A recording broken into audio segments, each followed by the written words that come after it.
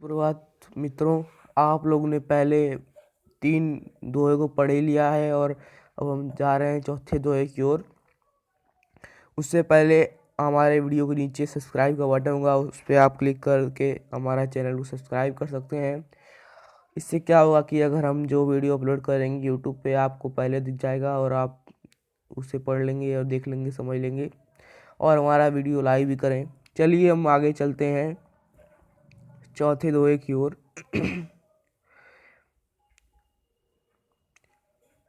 इसको हम पढ़ पढ़ के आपको इसकी व्याख्या करेंगे। कौशिक सुनहु मंद एवं बालकु, कुटिलु काल बस निज कुल घालकु। भानुवंश राकेश कलंकु, निपट निरकुशु अबुद्धु असंकु।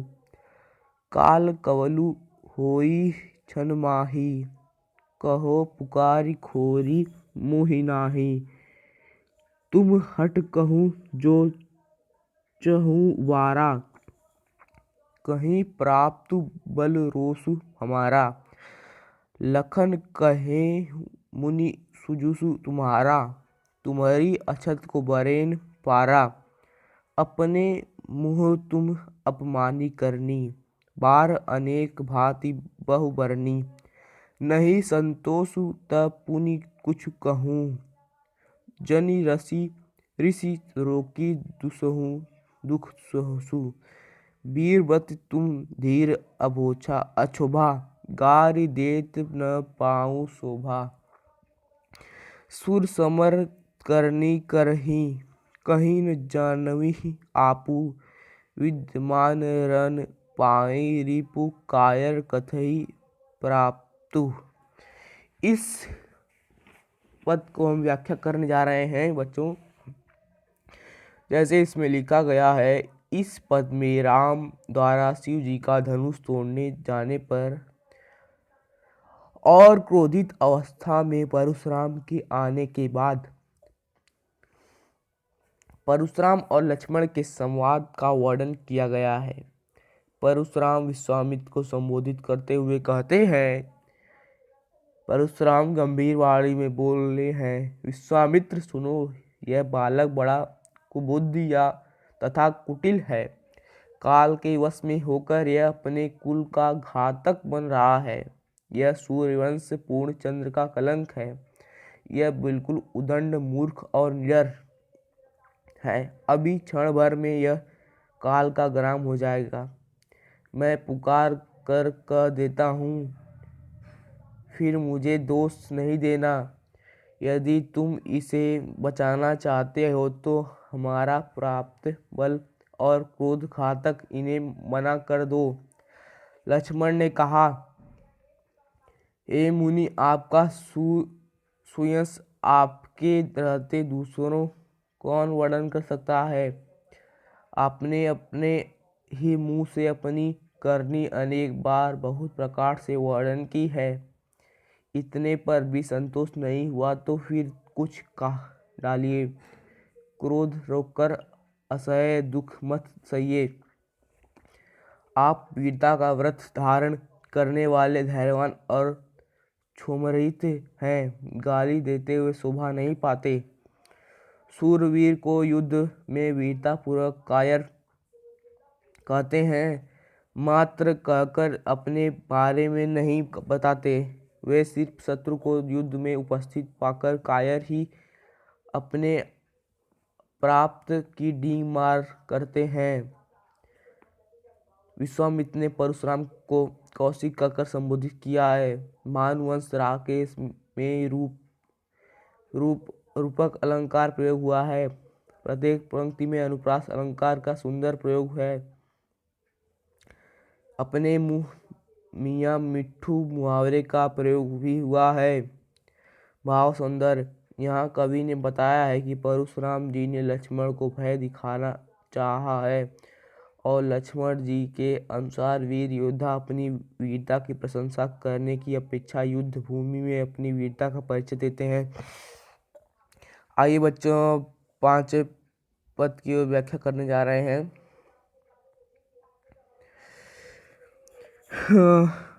तुम तो कालू हाक जनु लावा, बार बार मोहि लागी बुलावा। सुनत लखन के बचन कठोरा, परसु सुधारि धेरहु कर घोरा। अब जनि देहि दोषु मोहि लागू, कटु बादि बालक बध जोगु। बाल बिलोक बहुत मैं बाचा, अब येहू मन मर निहारा भाव साचा। कौशिक कहा क्षमीह अपराधु, बाल दोष गुण गनहि न साधु। खर कुठार में अकरुण कोहि, आगे अपराधी गुरुद्रोही। उत्तर देत छोड़ो बिन मारे, केवल कौशिक सील तुम्हारे। न तो यही काटी कुठारा, कठोरे गुरहि उरिन होतेउ श्रम थोरे। गांधी सुनि क हृदय हसी मुनि, हरियर सूझ अयमय खाड़ा न उखमय, अजहू न बूझ अबूझ।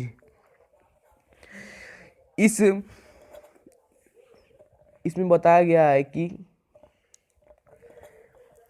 यहाँ कवि ने लक्ष्मण परशुराम जी के मुख से अपने ही कार्य की डींग सुनकर उन्हें कहते हैं,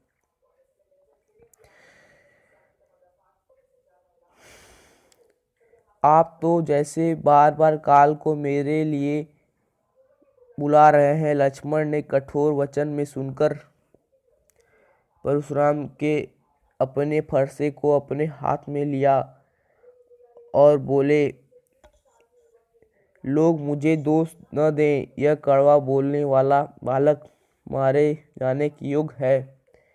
कहिए बालक देखकर मैंने बहुत बचाया है, अब यह सचमुच मरने को ही आ गया है।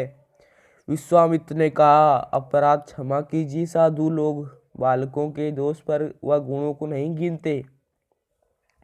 परशुराम बोले, तीखी धार कुठार लिए हैं, दया रहित वह क्रोधी, और मेरे सामने यह गुरुद्रोही और अपराधी उत्तर दे रहा है। इतने पर भी मैं इसे बिना मारे छोड़ रहा हूँ। हे विश्वामित्र, केवल तुम्हारी सील के कारण ही नहीं तो इसे कठोर कुठार से काटकर थोड़े ही परिश्रम से गुरु के ऋण हो जाता। विश्वामित्र ने हृदय से में हंसकर कहा, मुनि को हरा ही हरा सूझ रहा है, किंतु लोह मार खाड़ में गन्ने की खाड़ नहीं। मुनि अब भी बेसमझ बने हुए हैं, इनके प्रभाव को कोई नहीं समझ रहा। भाव यह है कि मुनि परशुराम श्री राम लक्ष्मण को साधारण क्षत्रिय बालक ही समझ रहे हैं। वे उनके वीरता से अपरिचित हैं, इसी कारण उन्हें तुच्छ समझने की भूल कर रहे हैं। भाव सौंदर्य है कि यहाँ कवि तुलसीदास जी ने अपने परशुराम के क्रोध आक्रोश स्वयं रूप को उकेरा है। परशुराम जी ने लक्ष्मण जी के व्यंग को सुनकर उन्हें मारने के लिए अपनी कुल्हाड़ी उठाते हैं। परशुराम विश्वामित्र के प्रति स्नेह के कारण ऐसा नहीं कर पाते। शिल्प सौंदर्य है कि प्रत्येक पंक्ति में अनुप्रास अलंकार का प्रयोग हुआ है। सावन के अंधे को हरा ही हरा दिखाई देता है, लोकयुक्त का प्रयोग हुआ है। लक्ष्मण जी अपने व्यंग से परशुराम जी की क्रोध रूपी अग्नि में घी का काम करते हुए प्रतीत हो रहे हैं। ओज गुण युक्त शब्द बलि है, मतलब ओज गुण से युक्त शब्द का प्रयोग किया गया है। हम पढ़ने आ रहे हैं छठवां और ये आखिरी दुआ है। कहें लखन मुनि सील तुम्हारा, को नहीं जान विदित संसारा। माता पितहि उरिन भय नीके, गुरिन रहा सोचू बड़ जी के। सो जुन हमरे माथे काढ़ा, दिन चलिए गए ब्याज बड़ बाड़ा। अब आनीय व्यवहरिया बोली, तुरंत देव मैं थैली खोली। सुनी कटु वचन कुठार सुधारा, हाय हाय सब सभा पुकारा। भृगुबर परशु देखा बहु मोही, विप्र विचारी बचो नृपद्रोही। मिले न कबहु सुभट रणगाड़े, दिव्य देवता धरनी के बाड़े। अनुचित कहीं सबु लोग पुकारे, रघुपति सयनहि लखन निवारे। लखन उतर आहुति सर, भृगुबर कोपु। कृसानु बढ़त देखी जल सम बचन बोले, रघुकुल भानु। यहाँ कवि ने उस समय का वर्णन किया है जब शिव जी का धनुष टूटने के पश्चात परशुराम जी आते हैं और लक्ष्मण परशुराम का वाक युद्ध आरंभ होता है। परशुराम जी अपने कुल्हाड़े से लक्ष्मण जी को मारने की बात करते हैं और विश्वामित्र को उसे समझाने की बात करते हैं। तब लक्ष्मण उनके उतावलेपन पर व्यंग करते हैं। लक्ष्मण ने कहा, हे मुनि, आपके शील को कौन नहीं जानता, वह संसार भर में प्रसिद्ध है। आप माता पिता से तो अच्छी तरह ऋण हो गए हैं, अब गुरु का ऋण रहा जिसकी आपको बड़ी सोच लगी है, और आप वह मानो हमारे ही सिर निकाल रहे हैं। बहुत दिन बीत गए इसलिए ब्याज भी बहुत बढ़ गया है। अब किसी हिसाब करने वाले को बुलाकर लाइए तो मैं तुरंत थैली खोलकर दे दूं। लक्ष्मण के कटु वचन सुनकर परशुराम ने कुठार संभाल दिया। सारी सभा हाय हाय करके पुकार उठी। लक्ष्मण ने कहा, भृगु श्रेष्ठ, आप मुझे फरसा दिखा रहे हैं, परंतु हे राजाओं के शत्रु, मैं ब्राह्मण समझकर आपको छोड़ रहा हूँ। आपको कभी रणधीर बलवान वीर नहीं मिले। हे ब्राह्मण देवता, आपके घर में ही बड़े हैं। यह सुनकर सब लोग अनुचित कहकर पुकार उठे। तब रघुनाथ श्री राम ने इशारा करके लक्ष्मण को रोक दिया। लक्ष्मण ने आहुति के सामने उत्तर से परशुराम के क्रोध रूपी अग्नि को बढ़ते देखकर रघुकुल के सूर्य श्री राम ने जल के समान शांत करने वाले वचन बोले। इस पद्यांश में तुलसीदास जी ने लक्ष्मण के परशुराम पर आए क्रोध को दर्शाया है। लक्ष्मण परशुराम जी पर व्यंग करते हुए कहते हैं कि माँ बाप का ऋण तो आप उतार चुके हो, लेकिन गुरु का ऋण अभी चुकाना बाकी है। लक्ष्मण ने परशुराम पर आए क्रोध को तुलसीदास जी ने सुंदर वर्णन किया है। कृपया हमारा वीडियो को लाइक करें, हमारे चैनल को सब्सक्राइब करें।